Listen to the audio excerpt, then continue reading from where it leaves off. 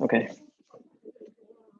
All right. So this is the Thanksgiving week, and the school, sort of put on the calendar there's supposed to be no class this week, and it's just kind of.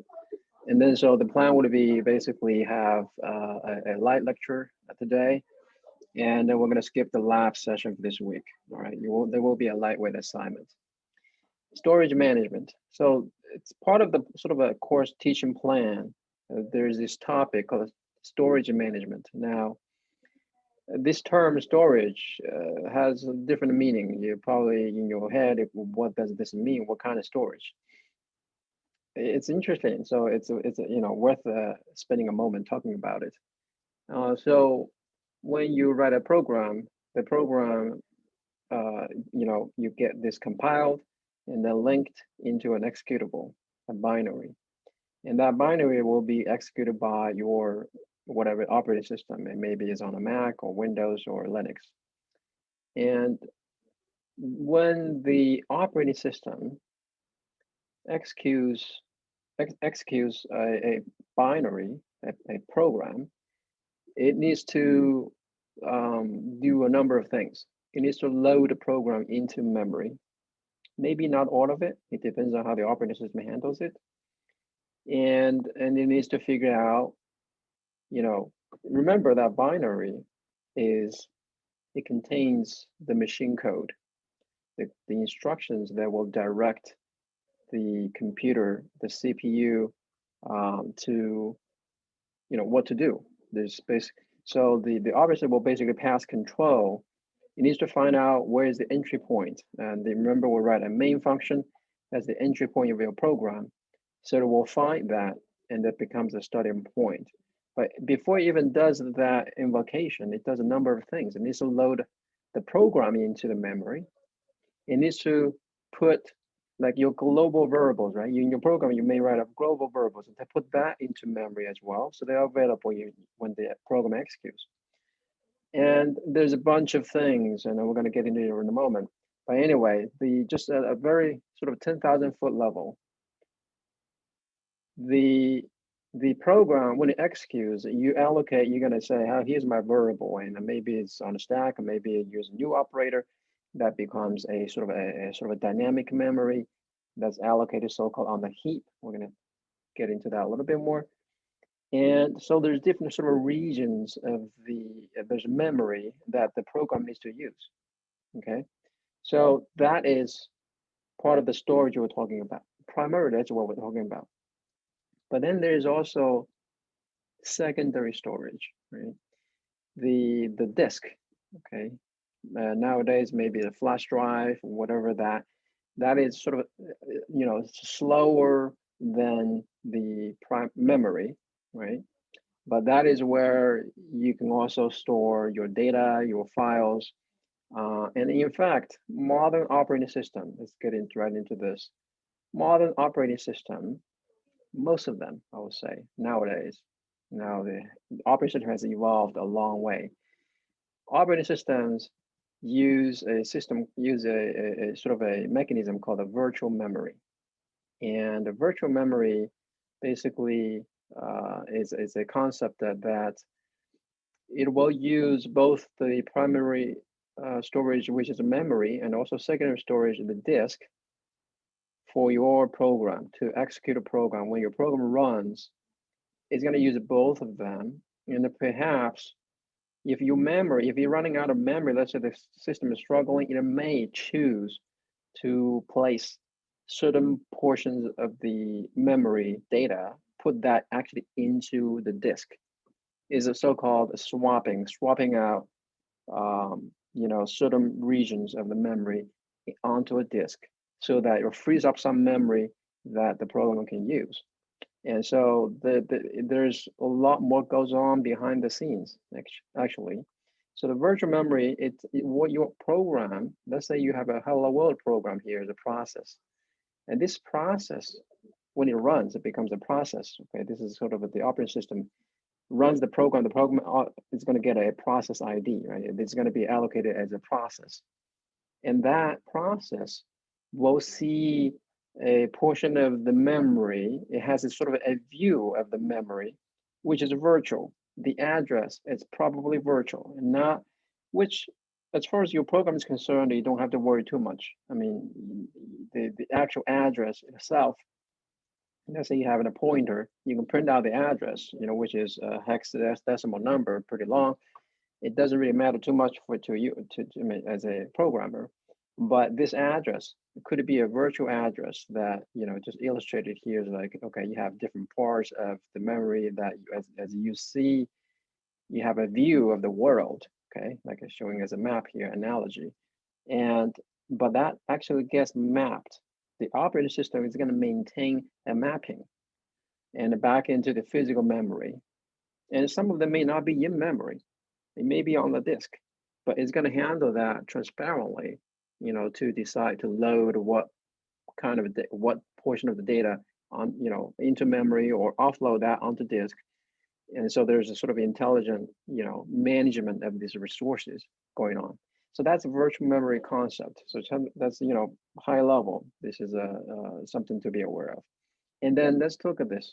Now, Windows might be a little different, but I suspect, the concept is going to be very much similar. Let's talk about Unix and Unix-like systems. Mac is actually a Unix-like system. Is a flavor of BSD, which is Unix. And then Linux also is sort of a descendant of Unix, if you will. It's not exactly the same as Unix, but these are Unix-like systems. What it does is this look at the address space. The address space, what we call the address space, is that the portion of the memory allocated to a program is divided into multiple regions. Okay, the text region is at the lower end of that portion of the memory. Maybe it's a virtual, okay, but then it gives that logical view to the program, okay? This lower end of the portion of the memory, and by the way, these are all contiguous portion of memory for a program, but behind the scene, they might be mapped to, different places in the physical memory. But as a program, you not need to be concerned with this, okay? So you first start with, this is where the system is gonna store the code, the program code, the instructions, the machine code will be loaded up here. And then next up is your sort of like the data means this is like mostly like your global variables or statically allocated variables with initialized data. You declare a global variable or static variable with initialize it with a value, and that would be mostly in this region, okay? And next up, you have another block of memory called the BSS. It stands for, I believe it's a block starting symbol, but that name doesn't mean too much. But the BSS is what it is this is a place where it's gonna put the statically allocated variables without initial values, okay? So essentially they're like placeholders in this place until at some point when it runs the program, and then the value will be changed into something else, okay? So that is BSS. And then this comes, the next region right above the BSS is dynamic area. This is also called the heap, right? And then you see this portion is sort of a blank, okay? This is not used. So there is a bar at the top called a program break. And that is the level that is, think of it like a water cup. You have a water poured in, like, exactly that's like a water. So as a water, you allocate, if you need more memory, right, add more water to the cup, your heap expands. So this sort of the so-called program break will you raise it up. And so there's a system call that allows you to do that, okay? There's a system call. And then at the very top, right, at the very top, we have this region called the stack. Now you're familiar with the stack. This is where the function local variables are stored, and also the function call context is stored on the stack, right? We always say allocate a variable on the stack or on a heap. This is mostly what we're talking about here, okay? So as you see, the stack, as you invoke your function, it can expand, it can, can then, get reduced as things pop out of the stack. If you have a deeply recursive program, and when this will grow, right, there's going to be a limit as well in terms of so the operating system will have certain limits. So you don't just go infinitely until if you go out of the limit and the operating system is responsible for killing it, like your program is not acting nice, right?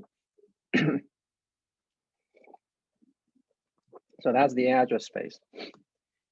So when I mentioned about a system call to grow your heap region, okay, and that system call in the old days. Now here I want to mention this is in the old days. There's this call called SBRK, and BRK stands for break, but yeah, it's SBRK.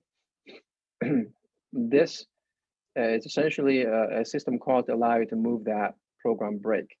So I want to grow it, okay, move it up. And that's a system call from the operating system, okay? So your program could make this call and that will basically change your heap space, okay?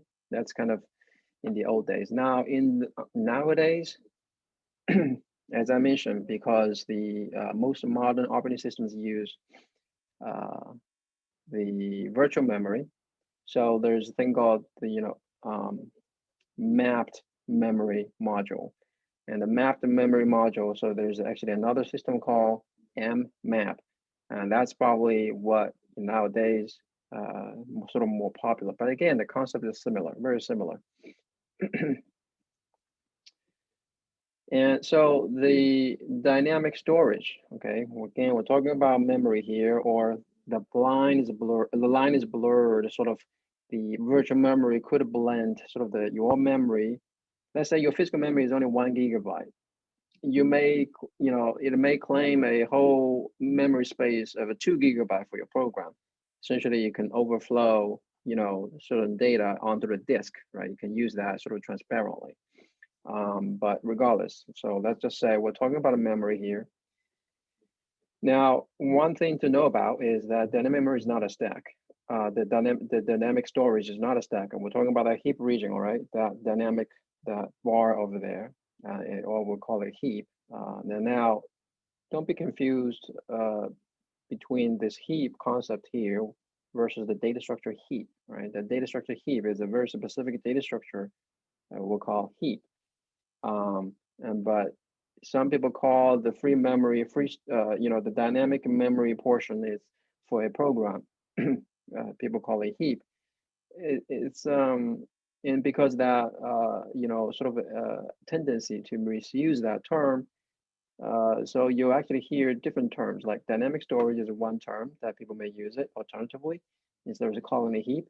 There's another term that in some of the C++ documentation or even in the standard, it may call free store. Okay, it's called a free store. It's the same thing, right? Just know that it's the same thing. We're talking about different terminology. And let's say your heap starts with a blank. You don't have nothing allocated in your heap or the dynamic storage or free store. Actually, let me just use a free store probably as a better terminology here. Okay. And then let's say you're going to allocate this sort of a green color, say this block of a memory is used, we allocate. And it will maybe allocate some other, variables, you declare and make a new objects, right? You got to use memory. So you keep using, more of the, more of the free store or dynamic storage. And then you keep allocating, right? Now, at this point, let's say, okay, this object is out of scope. I want to free the storage here. Now, in C++ program, that really means you're doing the delete operation, right? You're deleting a pointer, okay? You're deleting some object, right? Remember, this is all this allocation here. You probably just the idiomatic way in C++ would be using the new operator or the new array operator, and that's how you allocate sort of dynamic memory. And then here at this point we did a delete, right? Okay, that means this memory is released back. Now here's the thing about the dynamic storage. Once a block, the memory is used, you can't really move that around. It has to stay there. You can't rearrange it. until when your program is totally the user's control, you delete that. Now you say, okay, this is released back to the free store. And so, okay, this becomes a free now. It could be reallocated if something else can fit into it, all right? So at this point, as you see, this can happen. This whole thing was happening with the dynamic storage. It's not really a stack, okay? It's not really a stack. So how do we manage it, right? There's multiple strategies. So we're gonna just talk about some of the sort of essential strategy and ideas here. Now, now keep in mind this, some of the terminology here that we use is more about C. At the operating system level, we're going to talk a lot about C if you take that course, and that's sort of the systems programming and then concepts, right? Between C and C++, there's kind of very much similar, but I'm gonna, wherever applicable, I'm gonna bring this out. So here we say, well, you could potentially get a chunk of memory from the operating system using the SBRK system call or map call, right? There's different calls for that purpose. And what you could do is you can create a pool of available storage, right? And that's here we're saying it could be called a heap, and that's what people may call it. And that is, then you manage that memory area yourself. That could be one way, right? And then you can also use some of the C language function calls. But again, this even in C++, they're still available, right? You can still use them, but not necessarily recommended unless you are writing some lower level allocation code. You might, resort to it. Now, keep in mind though, the new operator and delete operator, right? The new allocates memory and delete and deallocates memory. Those things are implemented by your compilers, and the implementation details. As far as how they are doing it, that's hard to say, but we're going to actually discuss some of the strategies here. So some of those strategies probably will be used in real world implementation. Although in the real world, battle tested code, you can have a lot of nuances to make things sort of more resilient. But as far as for the purpose of a discussion, understanding the core of things, and then you'll see some of those things we're going to discuss in this lecture.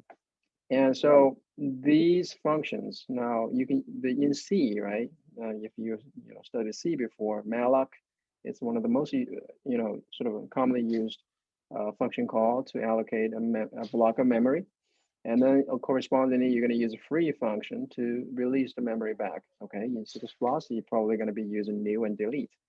And you don't want to mismatch, by the way. If you use malloc, you have to use a free to release. If you use a new to allocate a new object, then you have to use delete, because they may be maintaining some global data, global state in between that, because again, there's going to be data structure has to be maintained to know what is free, what is allocated, for example, right? So that's why you cannot mismatch. Now, here's one thing to know though: if your program quits, all the storage, all the memory, it's going to be released back to the system, right? And this, fairly obvious fact, but this, you'll see this is going to be more relevant in the operating system context. So if your program is leaking memory or doing whatever, and when your program exits, the memory will not be sort of lost forever. They will simply just be reclaimed, okay, by your operating systems. Now, here what we're discussing, these slides are designed sort of with a C, but just keep in mind there's not much different with in the C++ world. New and delete, that pair versus the malloc and the free. Okay, so just keep that in mind here. So it's all the things they discuss here, techniques and algorithms, still very much relevant in C++. So let's say we allocate 40 bytes first. Let's say we start allocate 40 bytes, and we allocate 60 bytes, and then allocate 30 bytes. Then we're free Y. Okay, this Y again. This returns a pointer. By the way, you allocate 40 bytes, and it returns a pointer to the first byte. Okay, the beginning of that block. Okay. And so now you want to free that variable y. So you're basically freeing you're releasing this block, um, into the system. So and now here's the thing. Okay, that's freed, right? It becomes blank. Now, what if we're gonna say, okay, now let's allocate another 60 bytes. Okay? Do we use this block or do we use this block that's remaining? And then this is the one that was released before. So how do we keep track of this free space, right? As you'll see, it's going to have holes as you use the memory. How do we decide that? Okay, so there are different ways, obviously. So let's just talk about sort of two, primary possibilities, and of course, and there's actually more. There's actually more strategies, by the way. And here we just want to, stay focused on some essential algorithms here. Okay, first of all, we maybe say we don't want to worry about it. What if, say memory is cheap and, we just keep using more system memory and when a new block is needed. And so that's one way, but I think that's not a sustainable way if your program runs for a long time. If it's not a hello world that prints out something you quit immediately. If it's something serious, real world application that runs for a long time, let's say like Adobe Photoshop, and you're editing something, for hours. If it slowly leaks memory, I mean, again, then your system becomes slower and slower. It's going to be a problem, right? We don't want that. And so the another opposite way, actually, it's fairly straightforward idea would be to link together the free blocks. Now, keep in mind, this is not the only strategy. There's actually other ways to do it, but this is actually a reasonable approach to link together the free blocks. Let's see what this means. Okay, it means, let's say your memory. Now, remember this green blocks means they are allocated. The white blocks are free blocks, okay? So let's say you have sort of 3 free blocks, after you use some time, your memory really has holes, and some places are used, some places not used, okay? As you allocate and, release memory. So then let's say we allocate, let's say in this state, this is what we have right now. And actually what we do, we maintain a pointer. So essentially this algorithm is going to actually maintain the beginning of the free block, the very first free block. So we have maintained a pointer here. And then so this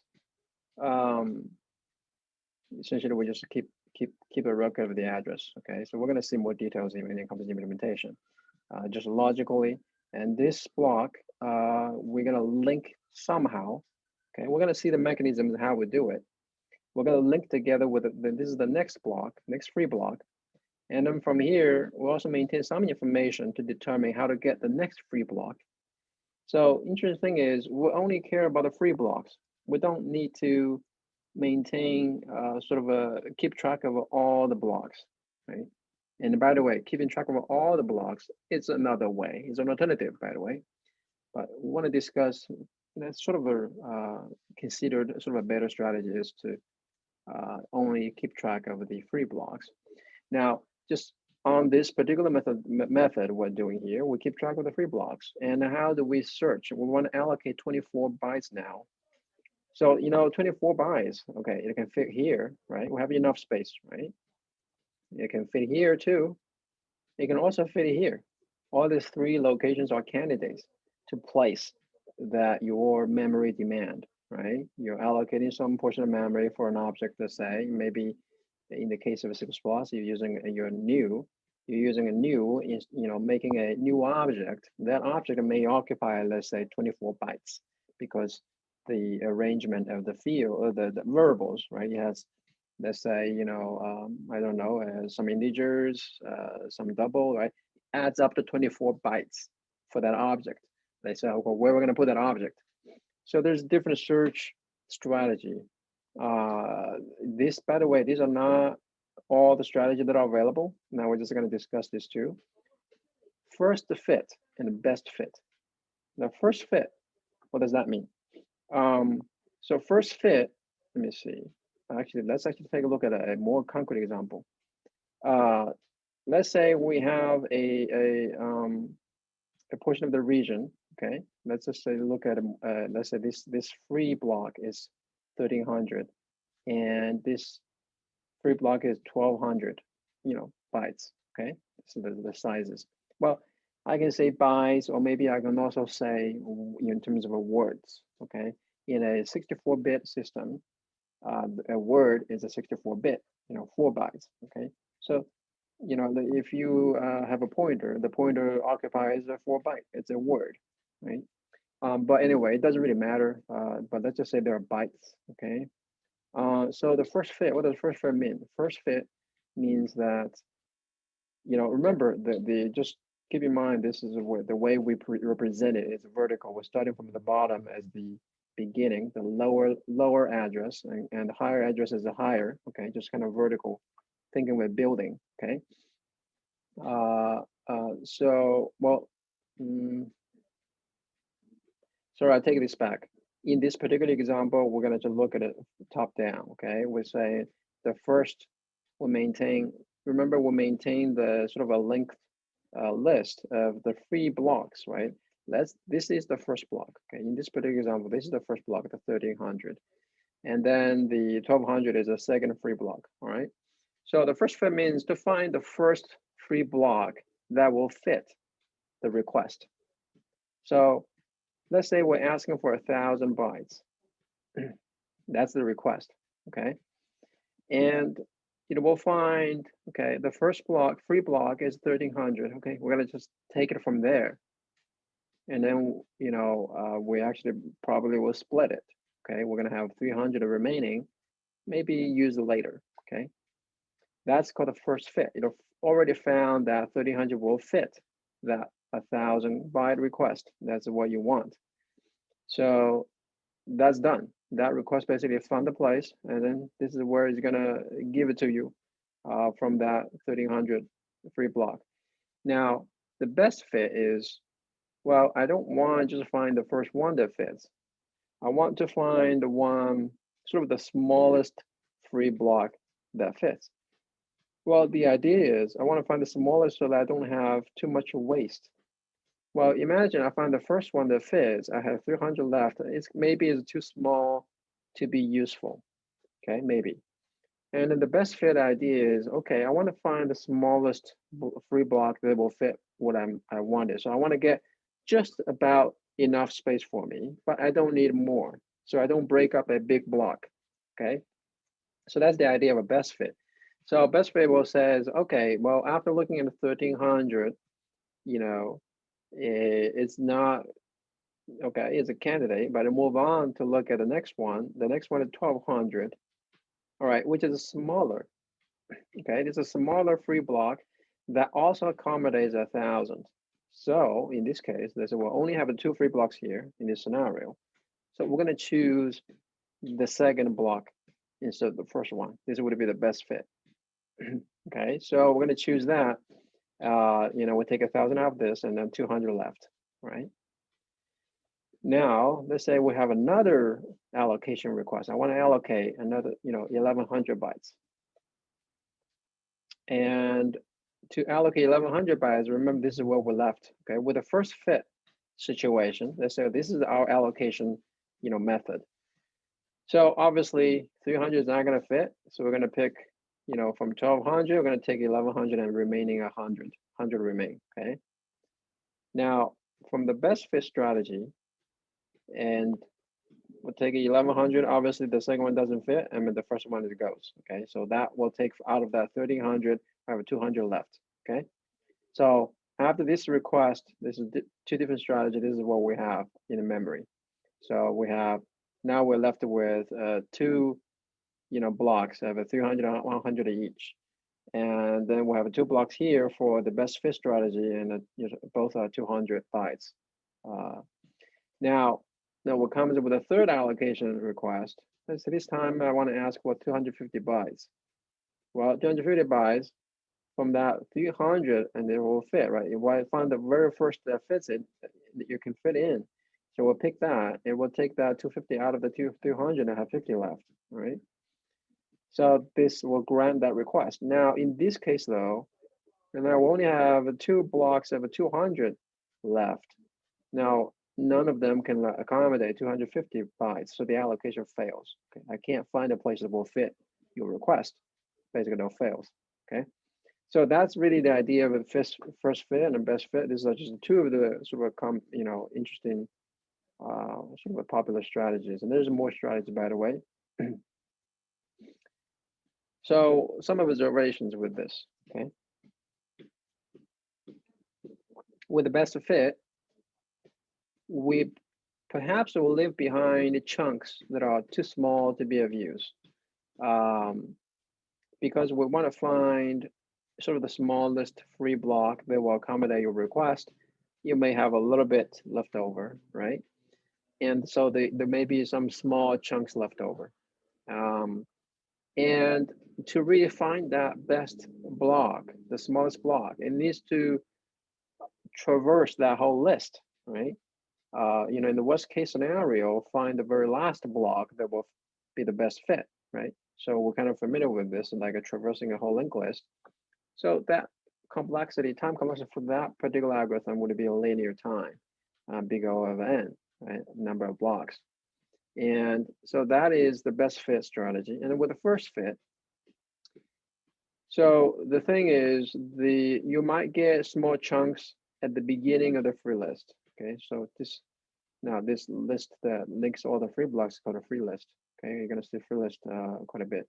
So the free list at the beginning, you may get a bunch of small chunks. Why? Because it always picked the very first one that fits, right? So what you end up with is going to probably have more of small chunks in the beginning of that free list. And well, the upper bound for actually finding the first one that fits is still linear, because you may end up with a lot of the small blocks that will not fit for your request and end up going to the very end to find something that fits. But then obviously, as we see, the probability of finding something that will fit it's certainly going to be sort of faster, because you just find the first one that will fit versus this one will need to traverse the whole list to figure out which one is the best one, is the smallest one, right? So you essentially have to navigate through the whole list, almost every time, right? Pretty much every time. So that is the situation with, first fit versus best fit, okay? Now, what that we're talking about the little chunks, it's called fragmentation problem. Now, we are aware of fragmentation, or at least we're aware of fragmentation on the disk. Remember that, you store in files, then you delete files. So you're going to have holes in your disk, and the disk gets fragmented, and it's going to cause performance problems, right, with the disk. Just drawing an analogy here. So with the memory usage, you get the same thing. You also have fragmentation. So fragmentation basically means that you have, holes of your memory that are free, but that are too small to be useful. Okay, so they're wasted, essentially. That is a problem. Okay, so there's two kinds of fragmentation. It could be internal, it could be external. What do I mean by that? Now, so here you have sort of blocks that are very small, tiny blocks. Let's say you have like 8 by blocks that are free. Those are tiny, and they're probably wasted. You depending on your needs. Let's say they're wasted space. That would be considered external. External meaning a block at a block level. A whole block is wasted. Now, internal means within a single block. Let's say you allocate a block. Let's say you don't really split it. You just say, I want to give you that block. And so there's a portion of that space is wasted within that block, okay? In that one request of memory.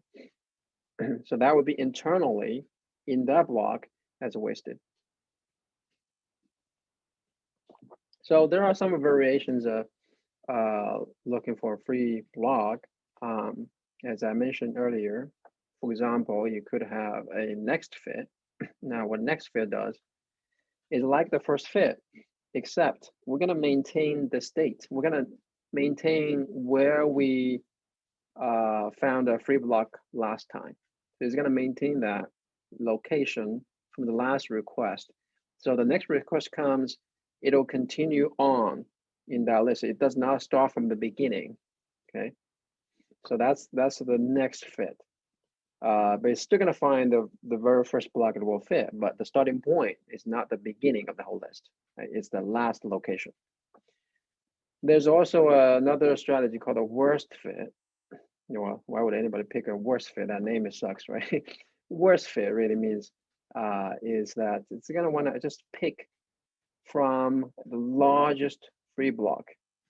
Well, the idea is that, you know, it's going to pick from the largest free block that, and then once you allocate a portion of it and it will split and the rest of it is still kind of relatively large, it's still going to be useful. Again, there's some rationale behind, and the real world performance really depends on how your program uses memory. So there are certainly experiments that are done to check what kind of strategy works for what kind of situation. And then when we release a block, right, say, well, now we're doing a delete on an object and that's released back to the free list. So that means that release block needs to be inserted back to that list, right? So how do you do that? How do you insert that free block back to the list, okay, from a allocated? Remember, we only track the free blocks, okay? And then an allocated block now gets freed. So we need to track that as well. So that needs to be, you know, inserted back into the free list. So there's different strategies. And now just here, there's two opposite ones. One is called a LIFO. Well, we know what a LIFO is, right? Like a stack, okay? A stack, remember, a stack can be implemented with a linked list or with an array. And here we're dealing with a list. So essentially you're doing this LIFO semantic. And what you do is, now you have a free block, okay, a newly freed block. What you do is simply just add it to the very beginning of the list, okay, which is an easy operation. You don't have to navigate and find somewhere else to insert, okay? So that's basically a big O of one, constant time, easy to do. So the alternative would be some kind of ordered insertion. For example, it may be ordered by the memory address. So it will essentially, when you navigate among the free blocks to find the location according to the memory address, you compare the memory address and have that ordered. So you put that in the right place and maintaining order on your free list. It becomes an ordered list, right? Ordered linked list. And then we studied that before. And of course, that time capacity would be a big O of n, right? To find the location to insert your new block. So those are some of the variations. So we kind of already talked about, alluded to at least, is that the problem is if your memory request, a malloc or a new request, okay, it's for a block of 32 bytes. You just think in terms of C++, you're thinking about objects, right? Or maybe you're allocating a let's say a char array of 32 bytes. I mean, 32 characters. I mean, again, a char is a byte. And so yeah, if you're dealing with a byte, you probably want to just use the standard byte type. Anyway, say you're requesting a 32 byte memory, and then they say it's whatever strategy you pick, you know, first fit or best fit. You found a block on the free list that's you know, let's say 1 kilobyte long. And then that 1 kilobyte long, and then you only need 32. That's, let's say, even with the best fit, let's say this is the smallest you can find. Okay, it's possible. And then what are you going to do, right? Should you return the whole block?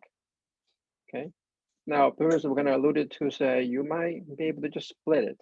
You could potentially do that, right? Why do you waste the whole thing? So this is we're talking about how do we split. You have this block that big, and then you only want a little tiny of it, right? So that's the, you know, you want what, 32 bytes. So essentially you just allocate that, you know, portion out, and then the rest of it is your free block, your new modified free block. right? So we also have another problem. Now, let's say our variable x is here, right? And is allocated, and some values in here. Now we're calling free or delete, okay? Now, this becomes free, right? So we have, this was a free block, and now also this becomes a free block now. And so basically now, what do you do, right? So remember previously we have this linked, this free blocks linked. Now you have another new free block. So how are you going to track that, right? So you're going to, let's say we're going to do the, LIFO semantic. We're going to add that free block in the very beginning. So what we're tracking, this is the head of the list, okay? We'll maintain the head of the list, the beginning. So we're going to just say, when you're going to insert that as part of the head, that's the new head, okay? It used to be here, now it's the new head. And then so we insert here, now we're going to manipulate the links, right? So we're going to say this is going to point to here, and then we'll continue on, okay? Right? You see, it's a little weird looking because we're not straightening out the nodes. Linked list that we studied before, but this is, we're talking arranged in memory and contiguous memory. So this is what we're seeing now here. Just imagine the links like this way, okay? So why is this a problem though? This is a problem because we have 3 small blocks, which is less useful than a big block, right? Because every time we allocate a block, we have to fit something into it. If you have a big block, you can, fit more things, don't you think? So it's more useful if we have make a big blocks. So this, the idea is we can coalesce, okay? The whole process is called coalesce, or coalesce adjacent blocks into big blocks. So an example here would be, you have this, this used to be allocated, now it's freed, but then the neighbors are also free. So we're going to put them together and make it one giant block. We're combining them, coalesced, okay? So that's the idea of coalescing. And so here, this again, still, that's using LIFO. This becomes the first node in the list. This is the point that we're maintaining, starting point. And then so this will point to your other free block here, okay? Now, so the data structure requirements. We need to maintain a couple of different things, right? Just let's say, well, kind of a conceptually we understand how these things work. And let's say how we're going to implement this, if we want to implement it. For all the blocks, regardless is allocated or free, okay? We need to know how big they are, right? The size, okay? These blocks, we need to know how big they are. So you can calculate the address and stuff, right? And when you free it, when you call, delete something and you need to know how much we're freeing. So you need to know the size in the memory. And we also need to know, is it a free or allocated? How do you know this is allocated versus a free? And by the way, you cannot just say free means all the data is somehow 0. It doesn't really mean that. Random data in memory, whatever that might be. You don't just 0 initialize the whole block. You don't need to do that, okay? It'll be overwritten by whatever you need to do. So that's why initialization is important when you program. So anyway, it's just random values in there, and how do you know they're allocated or free? You need to have a mechanism to mark the block, right? So for the free blocks, we also have an additional requirement. We need to maintain a link, okay? Right, so we're talking about a linked list here. We need to maintain a link, and what do? Do we allocate a portion of the data to store the address of the other free block? That's an idea, okay? That's an idea. So we have a different idea here. Now, again, I'm not going to explain all the ideas that are available, and this is a decent, a very good idea. What we do is, actually, here's the thing, it's going to work, okay? We'll see. We don't really maintain pointers per se. What we do is, for every block, we're going to maintain, because one thing we need to do is we need to know the size of the block. Now you might see, okay, this is actually what we do. This is the beginning of the block. This is the end of the block. What you see here is interesting. This size, now just imagine this is a word, like a 4 bytes in a 64-bit computer, like what you're running now, perhaps it's 64-bit. And we're gonna have a value of the size, like how many bytes are there in this block, okay? But also, what we're gonna do is, we're gonna use one bit, just one bit, that will indicate whether this is allocated or free, okay? 0 or 1, a bit, okay? So out of that size value, we're going to use one bit, the least significant digit, to indicate whether this is allocated or free. Now you might say, okay, why do we duplicate this thing at top and the bottom? Okay, this is you'll see, this is going to make, very interesting. Now we'll talk about coalescing here, okay? And when you calculate, okay, well, how big is the other block that's next to you? And that actually makes, the reason that we have this here is this will basically facilitate looking around to your neighbors, because your neighbor then have another byte right next to it, or another sort of a field. Let's say is next to another block, and that block will have a size, and it's right next to you.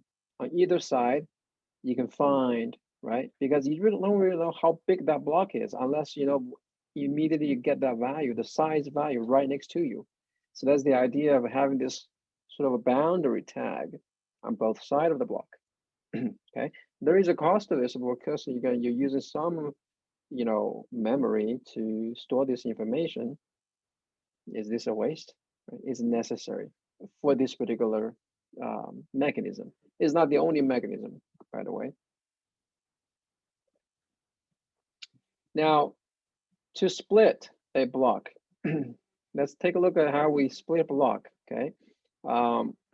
Say you have a block 1,040 bytes long, right? And then this says 0. In 0, let's just say 0 means free. 1 means allocated, okay? Typically 1 means on, 0 off, okay? So it's a free block. So what we do, how do we split? This is what you see here. Let's say now you want to, allocate 48 bytes out of the thing. So what you do is, again, you can calculate exactly where it needs to be located, right? And so you have this on both ends of the allocated block, you have 48, and then this bit indicator indicates is 1, means this is allocated block. And then the rest of it, remaining 992 bytes, and that's the free block, the modified free block now is shrunk, right? And that, has a 0 bit here, that's a free block. So now you see this split into 2 blocks with allocated block and a free block, smaller free block. So how do we represent the free list? So we kind of already illustrated quite a bit, and then we just, add on to this. So first of all, we need to maintain the pointer to the first element, right? We need to know where to start. Let's call this F list first. F stands for, free list. F list first. And then we need to also, when we need to traverse the list, we need to have sort of a function to traverse the list from beginning to the end. And the traversal, I'll kind of look at some, a little bit of code, we'll see. The traversal basically is calculation. It's based on calculation of the sizes, okay? To figure out, where your free blocks are as you going for SEs. The idea here is that, you don't really see a pointer that stores the address of another block. Instead, every block maintains the size information because we need to do that anyway for allocated or not, right? So it's trying to be efficient here. And then when we need to merge the adjacent blocks, right? And that's the coalescing. So this means that these are some of the operations that we might want to do with this free list. And then the links may be put in the free blocks and payload area. Well, think about this. A allotted block here is going to have your data for your program, right? Now, these two words, the beginning and the end, cannot be used, right? It will be used to, you have to store this information so you can maintain that free list. So this will be for your data. Now, for free block, because we're maintaining like a linked list, in that case, what we do is we may have to maintain pointers. And then we have to maintain pointers. We know how to get to adjacent blocks, but how does this jump into the next free block? You know, another, I don't know, let's say 1,000 bytes away. So obviously, the most direct way is you actually maintain links. You maintain links to that, you know, in terms of pointer. You will actually have an address of the next free block. So here's an idea, right? You may have a F link, which is the forward link to the next free block. You may have a B link, is the back link to the previous block, okay? So this is what I'm familiar with, a linked list, right? So this might be an example of what it might look like at the whole data structure and in the format of a linked list in a logical view, okay? So our first, we'll maintain a pointer to the first block. And then through the links, now the thicker arrows are the forward links and the thinner arrows are the backward links or the previous link, okay? So this points to the next block, which has another F link field that points to the next block. Now we also maintain this next block, let's say this is the last one. But this one, what we do is, now this is one of the ways, there's different ways, of course. So one of the ways we say, well, this just goes back to the very first block. So we're establishing a circular linked list. And now we have talked about this a little bit in our linked list section. Why do we want to maintain that, right? Why do we want to maintain a circular shape? Well, we are going to see some reason why, actually. Let's see, we're probably going to, let's see, maybe one of the later slides, we'll see this is why. Because here's the thing. Actually, we can talk about this right now. Remember, we have different strategy of picking a free block, right? Now you have a request, you want requesting some bytes, you want to get some memory, and then so there you have first fit, you may have a best fit, right? And then also we'll talk about some variants. One of them is a next fit, okay?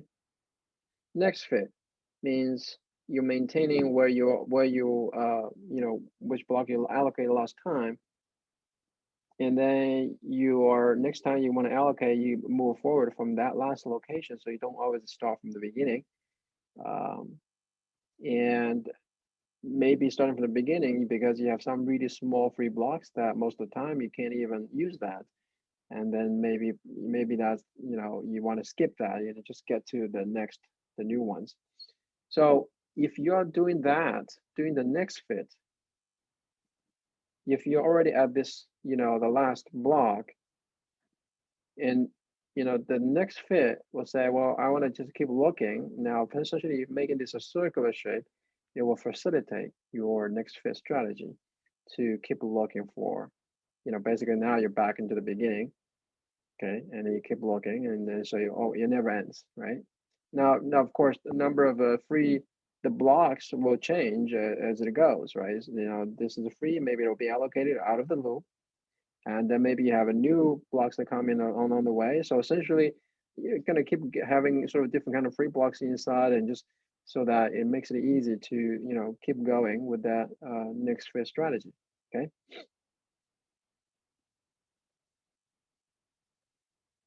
Coalescing. Okay. So now with that in mind, let's say we have this is an allocated block, and we have these other two blocks and we don't know what they are. Well, so okay, with regard to this, let's say we're trying to free this block of 40 bytes. Now, some of the question we need to ask, is the previous block free? Let's say this is the previous block. Is it a free? Right? We need to know if it's a free, essentially. And then what about the next block? Is that free? You know, if the previous block is free, what do we do? If the next block is free, what do we do? What if they're both free? What do we do? Right? We'll kind of look at the example before, they're both free. So let's take a look at this in a more concrete way. We have a data structure here. We have those links maintained. And the case number one, let's say the previous block is free, okay? Let's say now remember, we're talking about this thing here. We have this, right, let's say we're maintaining this list. We have, what we do, so we, 136. Okay, so what we're doing here is, let's say the previous block is free.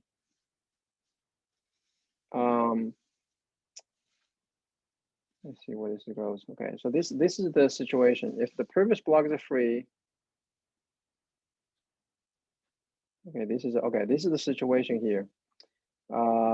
This one means they're allocated, and this is a free block, and this is a free block. We have 3 free blocks here, right? So what we do is, now this is the one. This is the one. Actually, let's see what this means. Okay, so this is actually the step how to do this thing. In the previous free block, okay, we want to free, let's say we want to free this block. No, we actually want to use this block, okay? If we're going to use this block, then this is taken out. We connect this to the previous free and the next free, okay? Let's see, hold on. 46. Okay. Okay, this is what we're talking about here, actually. So sorry about that. We want to actually free this 40 block. Okay, we're kind of going back to here. This is the one we want to free. And this previous block is free. And then we want to do is we need to coalesce. So we need to first, let's say we're going to establish, have this two, we'll take this out. We're going to work on this. And then we're going to combine this 2 block into 1 block. And now it's, you know, essentially 68 plus 40, 108 is the size of the new free block. And then we're going to need to insert that into the front of the list. So we'll have this F list first, point to that new block. All right. And then we'll have this new block. Essentially, remember previously that 136. Now this is just for illustration purpose. Let's say this was the first block. Okay, actually, I don't know why it would have. I think it's for the purpose of drawing. So let's say this was actually the free block, the first block.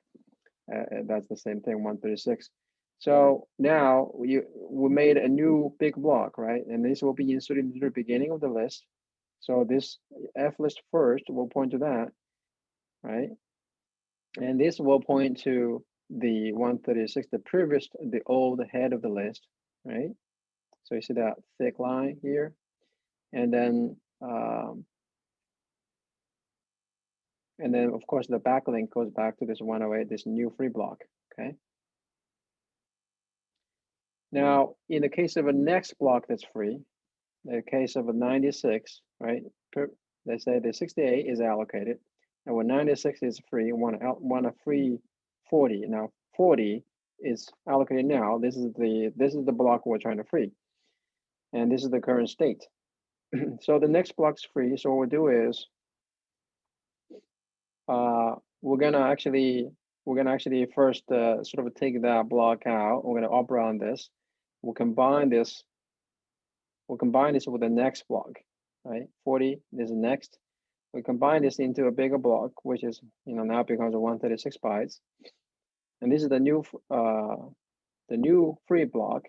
Of course, now we need to insert this into the list. So this, the head pointer points to this, and this will be linked to the old head of the list, right?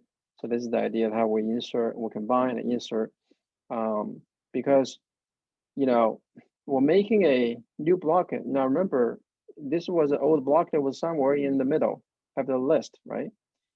Now, in fact, because we're coalescing, we're actually making a new block.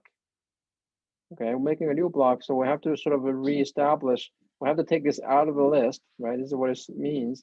We take this out of the list, we coalesce the next block with the current block, and now it's a new free block, and so we insert it into the beginning with a LIFO strategy, okay?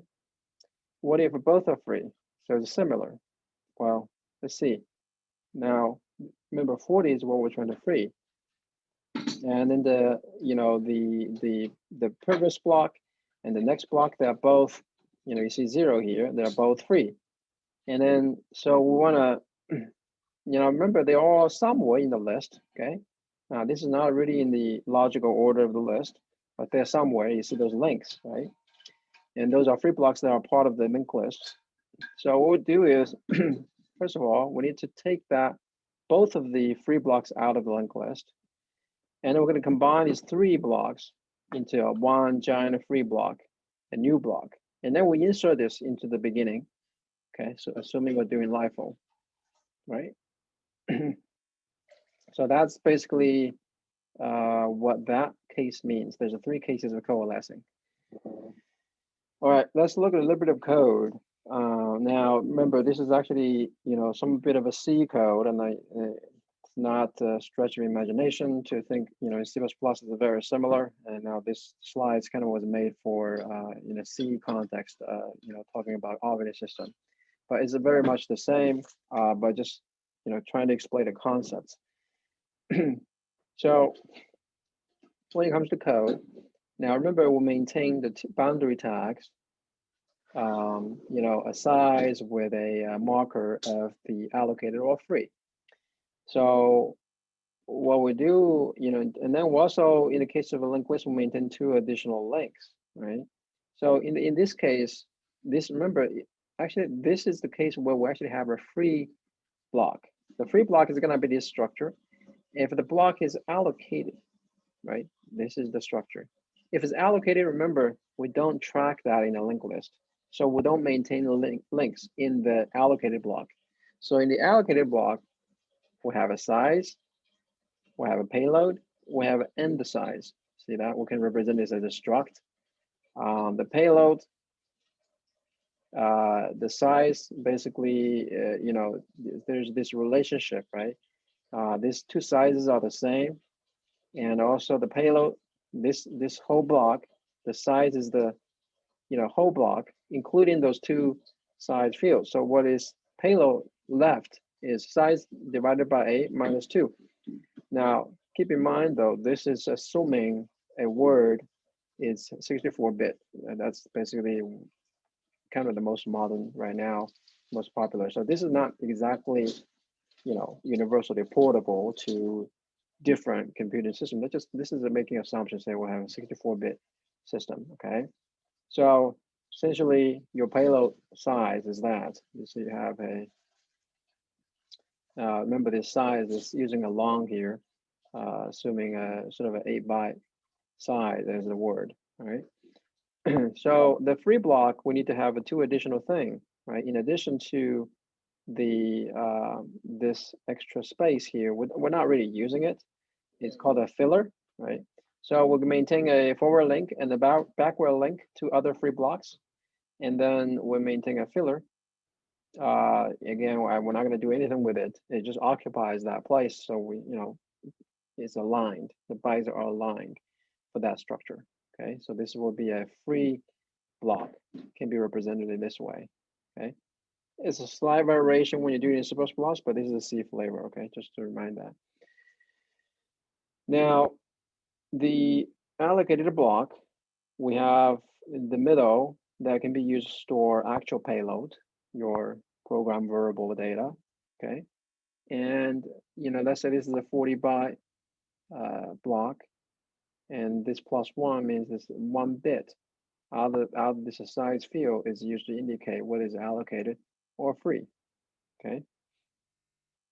A free block, we're gonna add, the first two words, okay, after the size, we're gonna maintain a forward link, a backward link, and then the rest of it is just a filler. We don't really do much about it. We just essentially just have a uninitialized variable that will occupy that space so that, the free block is exactly that size that we say is the 40 here, okay?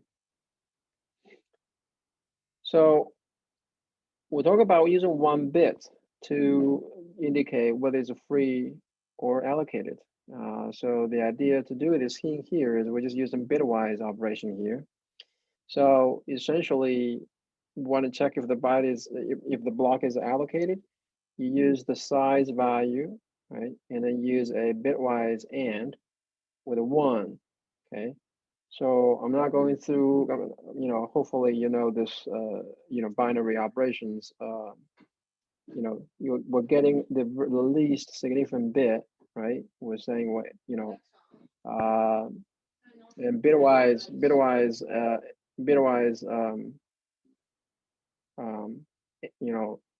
ampersand here, right? Is a bitwise and, we're essentially just masking. Well, actually, by doing this, we're retrieving the last bit, right, of that size value, and then that either is 0 or is 1. Okay, so that's how we know if it's allocated or not. And then what is the block size? The block size will have to calculate, right, getting rid of the last bit, right, the significant bit, and take that one out. And so what you do is essentially use the bitwise and with a -2. This is using the 2's complement. Essentially, if you follow the binary operation, this will get you all the bits without the last bit, and this is indicating the size. This is these are the bits that we're using for the actual size calculation. Okay, so this is basically the operation to do that, to get the block size. And then how do you get the end tag? So the end tag, as we mentioned before, assuming a 64-bit word size, and you just use the size divided by 8 minus 2, and then you retrieve that from the payload. And well, remember, actually,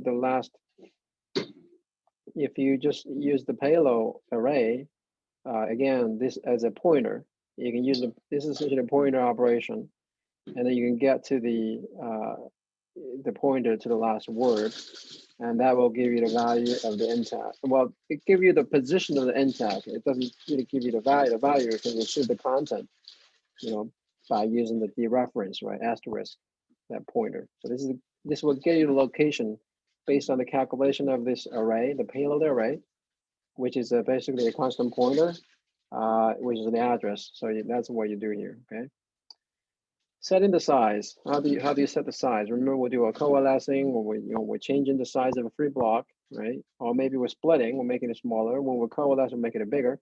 And how do you set a new size of the block? So when you set the size of block, we essentially, first we need to preserve the bit, right? Preserving the bit.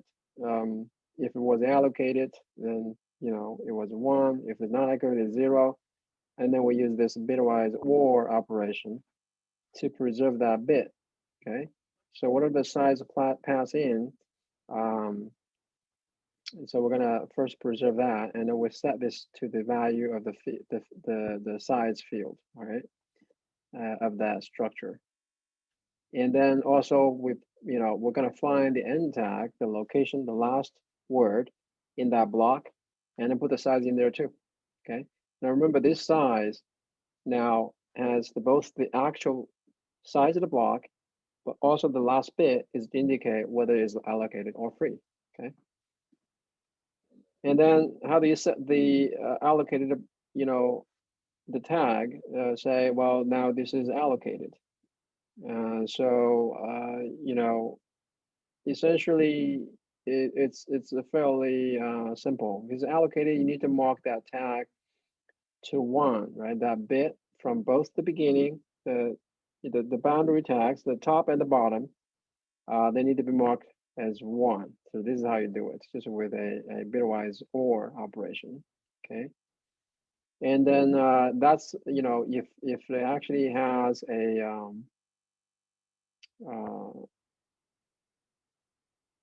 if you pass an a size a equal to 0 or 1, if this is to say if we allocate it, if you're saying, well, we're trying to free that block, you need to change that, you know, essentially to the 0. This is how you may do it, just bitwise AND with a -2. Okay. But yeah, that essentially will give you the value, making the last bit into 0. Okay. So how do we check if the previous adjacent block is free? So what you do essentially, remember that payload array is a pointer. We just, you know, use a -2 index to go 2 steps back. This will give you the last block's end tag, right?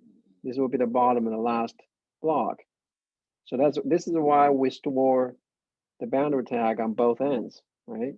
So this makes it convenient to figure out, you know, imagine if you don't have it here, you don't know where to find the size of the previous block. So this is the idea here. That's why we store this size here. So now I know how big the previous block is.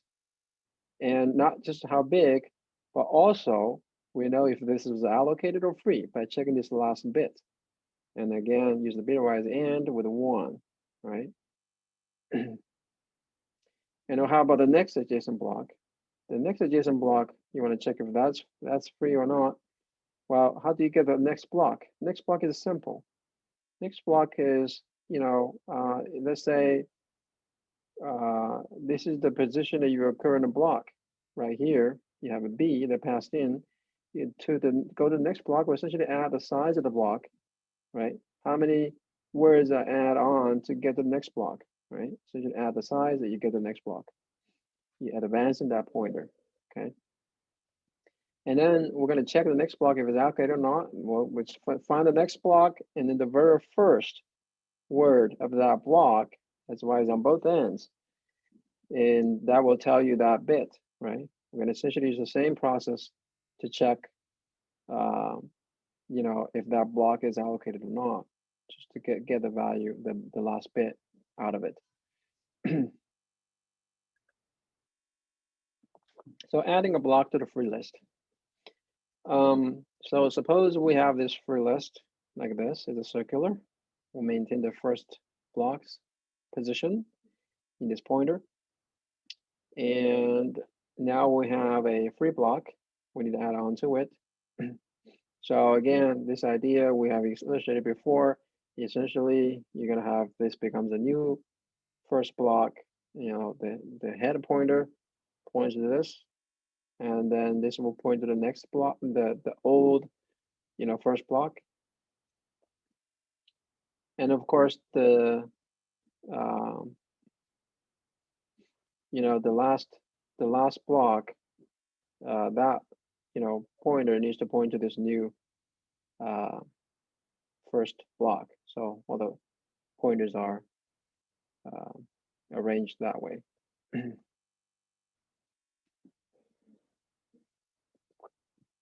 So accessing the object at different fields. Now this is a pretty straightforward, obviously. You know, knowing that arrangement, right? You know, the forward link is in the payload's first element, and then the payload's second element is the backward link, right? That's how we arrange this. And then, you know, to obviously update the first, you know, update the forward link, we're just going to be setting a value on the payload's first element. And payload second element is where we're going to store the backward link, okay? And this is basically what we're saying here. We're going to insert, how do we insert? And this is essentially what comes down to code, and this is what it does, okay? I'm not going to go through this code, but this is really, as I explained here, this is what it does, okay?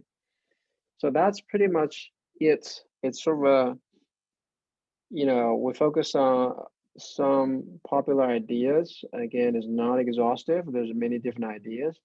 And this just gives you an idea, how do you manage your, you know, free store, you know, the free memory? How's then you're going to see there's issues with the fragmentation. It's an inherent problem you really cannot get rid of. And there is a related idea about memory management. In C++, you manage your own, right? This is kind of the approach this language has taken. And that also was giving you the power to do this. And that's why it's chosen to, for example, to write the operating system. You need the precise management. Now, in another category of language, they don't really, well, is that you don't really need to release your memory at all. It will use a garbage collector. A garbage collector essentially is saying, you know, once you're done using an object, you just leave it there. It becomes garbage, and then the system, you know, has a data structure that tracks those things.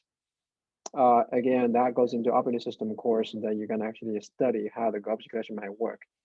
So that's the other approach. The garbage, the sort of garbage means, okay, this object is done and the memory can be reused, reclaimed. So instead of having, you know, in C and C++, we explicitly release that memory back. And maybe you're using this delete operator. Maybe the delete operator is using your destructor. So this is the C++ idiomatic way, is to have the destructor do the deallocation. So you have your delete usually done over there.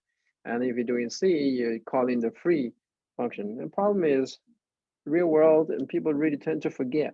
It's really difficult, really hard, you know, easy to forget right away. Especially your program becomes a little bigger size. So that is, you know, that's why, hey, Java, right, as an example, saying, well, you know, don't worry about the memory management here. And so I will just have a garbage collection algorithm. And so let you use your memory. Initially, you say, I'm going to claim 2 gigabytes of memory. You're going to keep using it. And now you're almost running out of the memory. And then, or while you're using the memory, the garbage collector is running behind the scene. At the same time, there is a cost to this, obviously, and that's why, you know, C++ has the performance that it has, because, you know, you manage your memory. There's no garbage collection going on, which can slow the program down. When, you know, your program is running out of memory, it needs to stop the whole program and try to find whatever it can free. Okay, of course, the mechanism, how does it find the objects that are no longer being used, the so-called waste, and then reclaim them, or garbage. That's why it's called a garbage collection. And they collect the garbage, and so you have some free memory to use again. So that is a whole different topic of garbage collection, which is, you know, a different approach, how memory may be managed in a programming language. And so that is pretty much what I want to talk about regarding to storage management, or, you know, dynamic memory allocation. And there's more to this. Hopefully, this is a you know, good introduction for you. Now, let me move on to explain a bit about the assignment. So the assignment is fairly simple. I have, you know, a few quiz questions here. 1, 2, 3, 4. They're fairly straightforward. In this lecture, pretty much I've explained most of it. So I would like you to basically answer those questions. Make sure you justify, have a, you know, well-reasoned response, and why that is your choice, and submit that on Canvas. All right. So that is that. I'm going to stop the recording.